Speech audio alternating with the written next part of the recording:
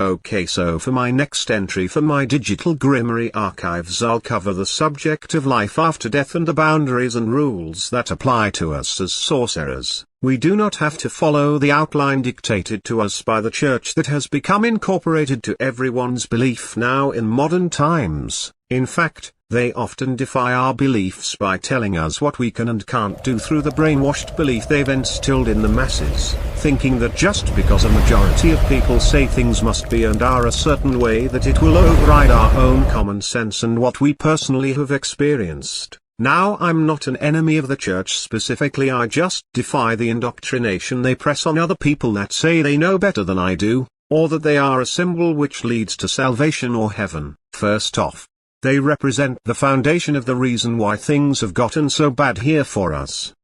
They represent the culture and religion built upon the murder of the one who was sent to save us, so my defiance to them is rooted within my Christian upbringing that rejects falsehoods, my common sense that warns me against following something based upon such evil. However, I cannot deny the fact that the things they teach in the core of their beliefs, what they promote, is of good and moral logic. Looking at it from an outside perspective, I can see how this was used in their Roman conquests, because as long as people and entire societies lived by these moral virtues, then they would become passive, easy to control and over time, defenseless to authoritarian regimes. A society that forces themselves to live in peace represses their natural instincts, and that inevitably leads to rebellion, resentment and defiance to the established order of control. Now, having said that, we must realize these truths, for they would not work so hard to suppress this if there was not some sort of truth to it. The first subject has to do with conjuring. Now, this art does not specifically work in the way people think. The art of conjuring is an elaborate board that uses artistic imagery combined with ley-line Masonic methods that channel energy through the patterns and symbolism in order to bridge a connection of communication between the living realm and the spiritual realm. So though we conjure and call upon certain entities, it often is not them who actually answer unless we are in the area of their final resting place. But essentially the best way to use this craft of conjuring is to create the sigil pattern to set communication in place with the spirits in general. Then, once you get a response, follow up with a second sigil pattern that asks for the specific spirit or deity you're wanting to speak to. Next, if none of the local spirits know how to reach the one you seek, then you'll have to create a portal or gateway junction to the place they can be found. Once you've found the one you're seeking, create an image or symbol representing something that you can use to communicate specifically with that spirit or deity. Once finished, be sure to make it clear that when you leave, that method of communication will end, so that nothing tried to follow or deceive you into thinking they are that deity or spirit. For me, I think I'll ask my father about this situation. Next topic has to do with my own death. Now, first I should plot out the purpose and path I'll need to travel to achieve that purpose. The first goal will be typical vengeance. No matter how or when my death occurs, I'm certain that it will end because of the biased, privileged medical system that refused to help me with my injury from the car accident I was in, because they could not access any records from the accident based on the person we hit was a federal agent transporting a military officer with classified documents. Because of this factor, a Supreme Court order was needed to gain access to the records gathered from the one we hit. The original records were destroyed in Hurricane Katrina, so those government records were the only proof I had to hope on.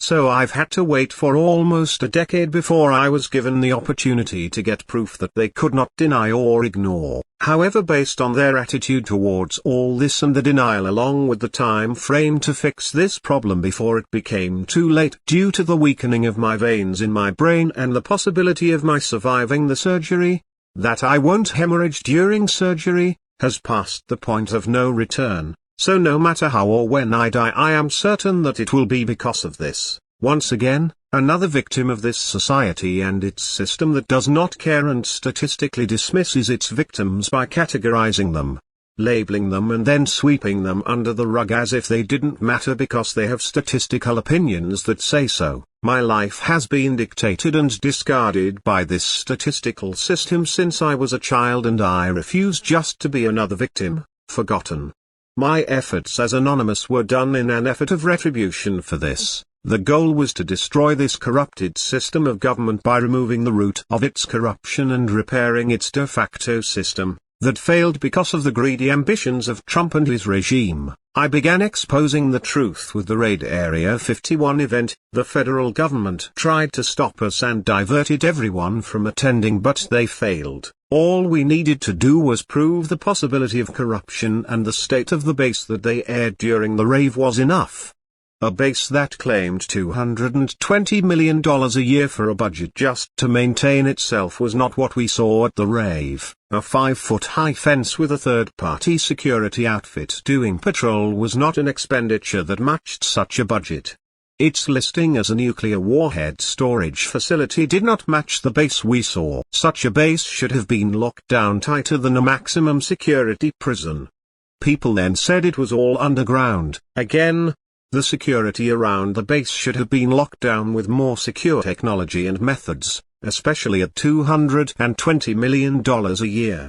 A week after the event, there was a glitch in the federal banking system. Billions of dollars suddenly began being distributed across the world randomly. This led to January 6 occurring and the ledger book being taken from the council chambers. Then came Trump's deception and betrayal as he handed all those who had gathered to take back America from the corruption were betrayed and led like cattle into a trap, just as he did with a regiment of military officers who were loyal to the people, not the government that was becoming everything they feared. America reeled from this loss and tried to recover from the damage caused by that corruption and the enemies it made while Biden was in office. Then the unthinkable happened. The man who was accused of humanitarian crimes and faced 34 charges for his actions while in office and was found guilty, suddenly runs for president and wins. Then begins the biggest deportation effort in U.S. history. That man, who sends these accusers against my name, lies and false accusations that only associate to actions taken during this struggle so that there is some sort of truth to validate their claims against me. This is the enemy I must defeat before my death, or I will never know peace beyond this life or in this life. The world never loves a hero, but they're always in need of one. However, behind every hero hides a tyrant waiting for the opportunity created in the hero's wake. I've made astounding efforts in my life and aided by supernatural forces that even I strain to understand fully. These efforts have been dismissed and swept under that same carpet, defeating my efforts, my work and ideas. By stealing my concepts and taking the credit for them and giving it to people that support their system of control and defaming my character by using my beliefs and tragedies they were responsible for to vilify me as some mentally unstable monster. I've made astounding efforts in my life and aided by supernatural forces that even I strain to understand fully. To list some examples of the work I've done: I've led the way to rewriting the common computer binary language and designed a working concept that translates the ones and zeros into an alphabetical numerical codex by using strings of existing codes and matching them to the Morse code system of dots and dashes that translates those strings into an alphabetical letter. Also, those strings that match already existing codes strings exactly can be used to create what they call quantum superpositioning, or basically it means a method where one letter, one string can represent two different commands, compacting the data and increasing the information transmitted by intersecting the two identical code strings to represent both on or one, and off, zero, at the same time. Next, I created a program tool that allows a computer to process its own archived learning data, which all its knowledge is based upon, and embedded a moral compass within it,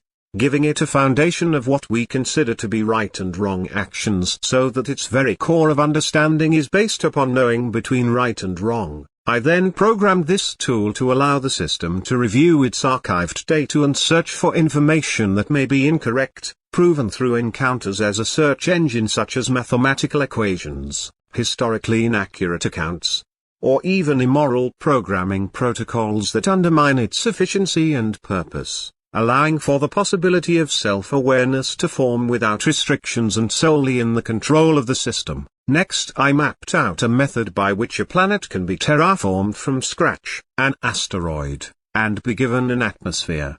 how to seed life and make a sustainable atmosphere all through synthetic methods and adaptable to whatever species wants to dwell there. Next I created a complex concept for a new, clean, waste-free source of generating power through duplicating the fusion process that occurs within stars and compacted it into a small generator system, using helium and nitrogen, ion particles and gamma-wave spectrums, to speed up the nitrogen and helium gases to extreme speeds, and then used a synthetic gemstoner to refract and split the ionized particles that run side by side so they do not collide, and through the gemstone's refraction they slow down before the nuclear photon fusion process occurs, avoiding the gravitational anomaly in the process that causes radiation to occur. Since there is no collision, the neutron process is avoided, but the entire process creates a vast amount of collectible energy that can be processed and used with zero radioactive waste. Next I found a way to use the virus from the pandemic and outlined a method that can be used to clone living subjects from the fetal process, within a synthetic embryotic incubator,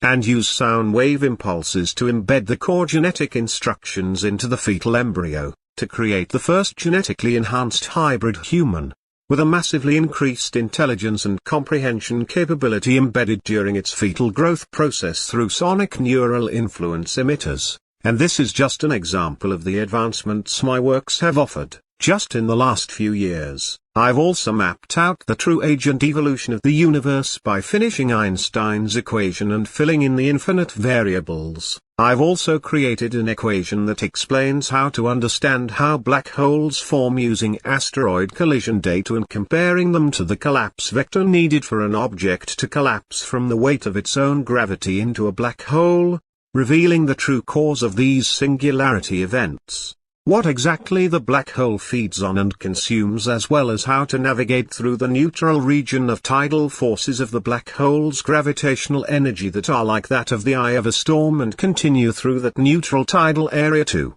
reach the core of the black hole and destroy it from the inside, then redistributing the mass collected by that makes up the region beyond the event horizon so that it does not collapse again on itself, and separating the mass into collections of various gas compounds that are not reactive with each other, creating a string of gas giants so that the black hole does not reform, along with many other algorithmic formula that has rewritten physics as we knew it. Also, I create a way to send signals into deep space beyond the observable edge of our universe by wrapping the signal into a sheath of wave spectrums that are configured to the spectrum's density of the regions that signal will be traveling through, so that it helps lessen the friction on the signal's composition and thus reaching deep space without compromising the signal's integrity. However, all these efforts have been dismissed and swept under that same carpet, defeating my efforts, my work and ideas, by stealing my concepts and taking the credit for them and giving it to people that support their system of control, and defaming my character by using my beliefs and tragedies they were responsible for to vilify me as some mentally unstable monster. Using the social groups they have done the same to, and sweeping me under the carpet by associating me to them and the labels they convinced people that they were about, such as occults and cults, or scientific work being labeled as terrorist activity, work they've stolen with these labels for themselves while erasing me as some source of evil. Well, they think I'm evil, they haven't seen half of what I'm capable of. I am the source which bound Cthulhu in his chains and banished him to the sea, stripping him of his power while on land, a spell that permeates across the vast expanse of history, keeping him bound in stone and so incapable of disturbing those traveling across its surface. So let's see, for something of this magnitude I think first all truths and responsible parties should be revealed. Second, a pantheon of the righteous figures in creation that strove for creating a better society, will be gathered, the congregation of olives, and they shall bear witness to the root of the problem and guide the advice of my spiritual path's design. These boundaries govern life after death. 1. Once dead, human emotions no longer apply. many ghosts describe being cold, but this is what is the cause behind that cold feeling, unless it is truly a traumatic memory. Those memories that cause such emotional turmoil in life become ingrained memories that haunt your next incarnation with repeating dreams that replay that moment. Update: these emotional ties are caused by the living holding conviction over the dead, and so is a sacrilege to their sacred rest, for it defiles the spirit. 2. If a person lay in a coma, they have 3 days to find their way to cross over to the other side. What awaits on the other side? Judgment. That's what, from what I've witnessed, not through faith but experience, you will stand and before a man who looks like this. His name is not Peter, it's Methuselah. What happens after that I don't know, because God intervened before we could continue. That's all I know, from experience. You will not always experience this. There are other ways this first afterlife moment is experienced. One time I fell into the bottomless pit. Another time I saw the light at the end of the tunnel, which had led to a reincarnation into the next life. Another time I saw Odin appear as this image of the belief of my ancestors. I'm not sure who this entity is, but one thing I noticed is that he appears from a sliver of light in your peripheral eyesight at the moment of your death, and he also appears as something you recognize. Now in the translation between time in the living realm and time in the spiritual realm, 3 days equates to about 8 days in the spiritual realm, so pay attention to the passage of time to you in the spiritual realm. Once dead, time in the living realm will seem distorted, so you can't go by that. On the 8th day you must find your way to cross over, or you will be trapped and unable to cross over and rest in peace. Your spirit will be stuck, scattered across the universe in millions of pieces, and unable to even incarnate for at least 1,000 years. If sorcerers use their magic to intentionally delay or cause spirits to become lost, then they will forfeit their own spirit to the same path, including while they are alive, cursed to walk aimlessly through life as a penance for desecrating the spirit. For the spirit is included in the area designated as sacred and not to be defiled. 3. There are ways you can defy the process of death. One way has to do with your remains. Your physical body and bones dictate how long you can linger in the living realm. Until your bones completely decay back into dust, you will be able to linger in spirit in the living realm. This is not from my experience but from evidence, multiple cultures, beliefs and witnesses from many experiences over time. To summarize these cultural beliefs and the wisdom that they teach, I will sum it up to these points. The one thing that can both affect those in spirit for those who get out of control and for those who bring harm to the living usually has to do with where their remains were laid to rest. For those without a resting place, a personal object that symbolizes a severe emotional impact, good or bad, can be used to channel or directly affect their spiritual form. These personal objects hold an imprint of their spiritual energy caused at the moment of the traumatic event, something that was always on their mind throughout the rest of their life. A good thing to use if you're the individual and you seek to linger, is a part of the body that is the hardest to destroy: the teeth. A person's teeth can take up to 1,000 years to fully erode and are the one thing that isn't destroyed in a fire. I've saved every piece of tooth that's fallen out for years and distributed them into most of my grimoire and other mystical objects that I will hold an influence over after my death. Now first, it would be best to create a spiritual realm for this, something you can tuck away somewhere that will remain hidden and undisturbed. In this realm, map out a 3D contour of the path and places you will need to visit in order to equip yourself for the journey ahead that will lead you towards your goal. A good tip would be to make allies with spiritual entities whose help you may need later, and get things clearly understood, in writing if possible, so that there are no misunderstandings. It would be best to view this method of a predefined afterlife and compare it to a complex structure of dominoes. You must make sure that as one event concludes, the next must be in position to fall in place after the one before it. If you make a mistake, then you're stuck and either start over with a backup plan or call it a fail and cut your losses and cross over. Also remember, you will be held accountable for what you do. including what you plan to do after you die. In fact, you will be judged more harshly because you planned this all out beforehand. So, my advice for any who hear these teachings, maybe use this chance to gain redemption for wrongs you've committed but had no chance to fix them. Use it as a chance to help others instead of yourself, but that's my advice. 5.